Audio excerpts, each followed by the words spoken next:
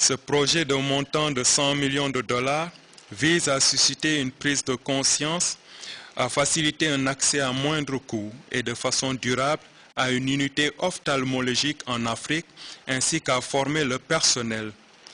L'inauguration de ce laboratoire totalement équipé fait suite à la réussite de la phase pilote du projet à l'hôpital EFPA. La Chambre gambienne de commerce et d'industrie a organisé le week-end dernier à l'hôtel Keraba une cérémonie de remise de prix pour récompenser l'excellence au travail chez les entreprises et les individus qui se sont illustrés au cours de l'exercice 2012. La banque GTBank a remporté 2 des 6 prix mis en compétition, notamment celui du meilleur prestataire de services. Parmi les autres récipiendaires, on peut citer la compagnie cellulaire Africell, Jalbalk, une compagnie de matériaux de construction, et la boulangerie King Baker. Cette cérémonie de la commerce était placée sous le haut patronage de son Excellence, le président Yahya Jammeh, qui était représenté par les ministres du Commerce et du Tourisme, Honorable Abdou Collé et Fatoumas Diop Ndiaye. L'actualité en dehors de chez nous, qui commence avec la prise en otage de 200 jeunes filles à Boko Haram. Les détails avec CFI. C'est la première fois en Afrique qu'en dehors du Nigeria, un pays abrite une manifestation de protestation contre l'enlèvement de 234 lycéennes de Chibok. À Niamey au Niger, plusieurs dizaines de femmes de la société civile se sont réunies pour condamner ce rapt, mais aussi pour dénoncer le silence de la CEDEAO et de l'Union africaine sur le sort des jeunes Nigérianes kidnappées il y a un peu plus de 3 semaines. Elles adressent un message à l'ONU. Nous, femmes de la société civile nigérienne, demandons au Conseil de sécurité des Nations Unies de saisir la Cour pénale internationale afin de poursuivre pour crimes contre l'humanité tous les responsables de la secte Boko Haram. Au plan mondial, la mobilisation ne faiblit pas, loin s'en faut. Au Royaume-Uni, l'ancienne puissance coloniale, plusieurs personnes sont descendues dans la rue ce vendredi pour exiger la libération des jeunes lycéennes nigérianes. Cette manifestation se déroule à Londres, 24 heures après le message de la star américaine Angelina Jolie. Message délivré en marge de la présentation officielle de son nouveau film dans la capitale anglaise. La chose la plus importante à comprendre, c'est que cela se passe parce que les ravisseurs pensent qu'ils peuvent tout faire, parce que par le passé, il y a eu beaucoup d'exemples de cas d'impunité. Outre des célébrités comme Bob Geldof, plusieurs organisations représentatives de musulmans dénoncent l'enlèvement des lycéennes nigérianes. Depuis Washington, elles lancent un appel à la communauté internationale. Mon organisation appelle avec force à l'utilisation de toutes les ressources possibles pour localiser toutes ces lycéennes qui demeurent en captivité et les remettre saines et sauves à leurs proches bien-aimés. Sur place au Nigeria, des manifestations se poursuivent. Ce vendredi à Lagos, plusieurs dizaines de personnes ont une nouvelle fois demandé aux autorités de rendre à leurs parents des filles kidnappées par Boko Haram. Et pour la première fois, les manifestants ont rendu public les noms des 234 lycéennes. Nous divulguons leurs noms, nous espérons qu'en le faisant, nous pourrons réussir à amener les gens à prendre conscience qu'il ne s'agit pas seulement de statistiques, mais bel et bien de nos enfants. La mobilisation s'intensifie au Nigeria. Elle a abouti à un premier résultat concret, l'implication de la communauté internationale dans les recherches en vue de retrouver les 234 lycéennes. Dans ce cadre, plusieurs dizaines d'experts militaires américains et britanniques sont arrivés au Nigeria. Un nouveau front s'est ouvert vendredi à Odessa, dans le sud de l'Ukraine, à quelques centaines de kilomètres de la Crimée, annexée par Moscou. Dans cette ville, située sur les bords de la mer Noire, un défilé pro-européen a été attaqué par des centaines de militants pro-russes casqués, à coups de matraque, de chaînes métalliques, de pierres et d'explosifs.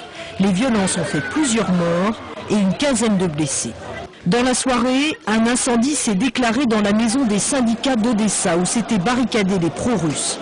Le bâtiment a pris feu dans des circonstances troubles alors qu'il était assiégé par les pro-européens. À lui seul, l'incendie a fait une quarantaine de victimes. Selon Kiev, l'opération a été orchestrée depuis la Russie et financée par des responsables du régime ukrainien déchu.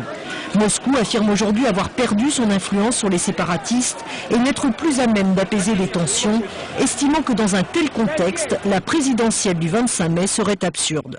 Lors de la tragédie d'Odessa, des gens désarmés ont été brûlés vifs par des nationalistes et des extrémistes, avec l'apparente connivence des autorités, celles qui se considèrent comme telles à Kiev. C'est un crime et les autorités de Kiev sont des complices directs de ces actes criminels.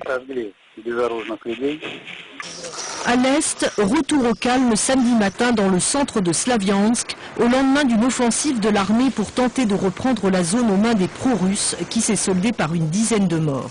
Aux alentours, en revanche, l'opération se poursuivait samedi. Seule respiration de la journée, la libération négociée par la Russie des observateurs de l'OSCE, retenus depuis une semaine par des séparatistes. Renvoyant dos à dos Kiev et Moscou, les États-Unis les ont appelés vendredi à restaurer l'ordre.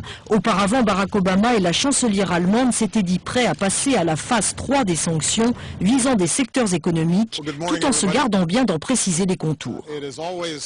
Les autorités russes doivent savoir que si elles continuent de déstabiliser l'Est de l'Ukraine et qu'elles perturbent l'élection présidentielle, nous passerons rapidement à l'étape suivante, en imposant de nouvelles sanctions qui auront un coût plus grand. À New York, la 13e réunion du Conseil de sécurité de l'ONU depuis le début de la crise s'est terminée comme les autres, sans avancée notable. Avec son droit de veto, la Russie peut, il est vrai, bloquer toute initiative des Occidentaux. Samedi matin, une bombe a explosé au cœur de Mogadiscio, faisant au moins 7 morts, dont 4 civils et 3 policiers. Selon des sources sécuritaires, la bombe était fixée sur la voiture conduite par Abdikafi Ilole, un responsable de la police somalienne. Elle était télécommandée et a été actionnée à distance lorsque la voiture est passée près d'un carrefour très fréquenté, proche de l'ambassade de Turquie. Le responsable de police directement visé et ses gardes du corps sont morts dans l'attaque. J'ai vu un cadavre allongé sur le sol.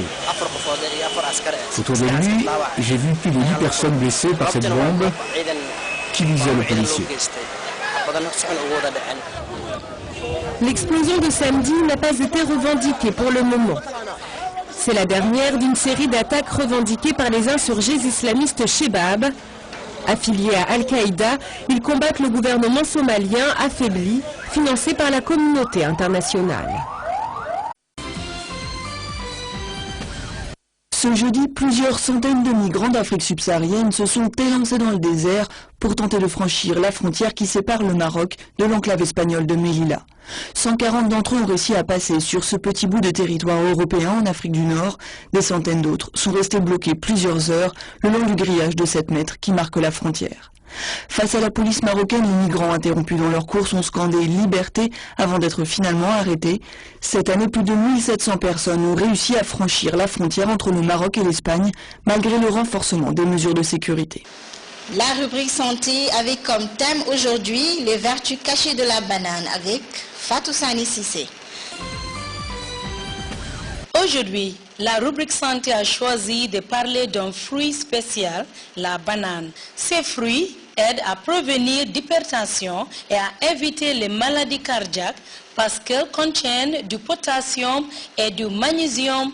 Elles aident aussi à solidifier les os, permet une meilleure digestion et prévient contre la constipation et l'ulcère. Chose surprenante, sa vitamine B6 prévient contre l'insomnie et l'état dépressif. À nous les mamans, il nous est conseillé de donner aux nourrissons de la banane comme la première nourriture solide. Très important à savoir, Fatou, alors le conseil de la rubrique santé aujourd'hui, consommons plus de bananes. Une nouvelle rubrique sport dans votre magazine 7 sur 7. Les détails avec Ansou Jack. Bonsoir amis téléspectateurs, c'est votre ami Ansou Jack. Aujourd'hui dans votre magazine 7 sur 7, nous voulons commencer une nouvelle rubrique sur les sports où on va vous montrer des matchs et faire le profil d'un footballeur gambien. Cette semaine, nous avons eu un entretien avec un footballeur très dynamique et talentueux qui nous parlait de sa carrière. Souleymane Maré a commencé avec l'équipe de Nawethan à Boko United après les techniciens de l'équipe nationale cadette Under 17 ont pris sur les mares pour jouer la Coupe d'Afrique au Rwanda en 2011.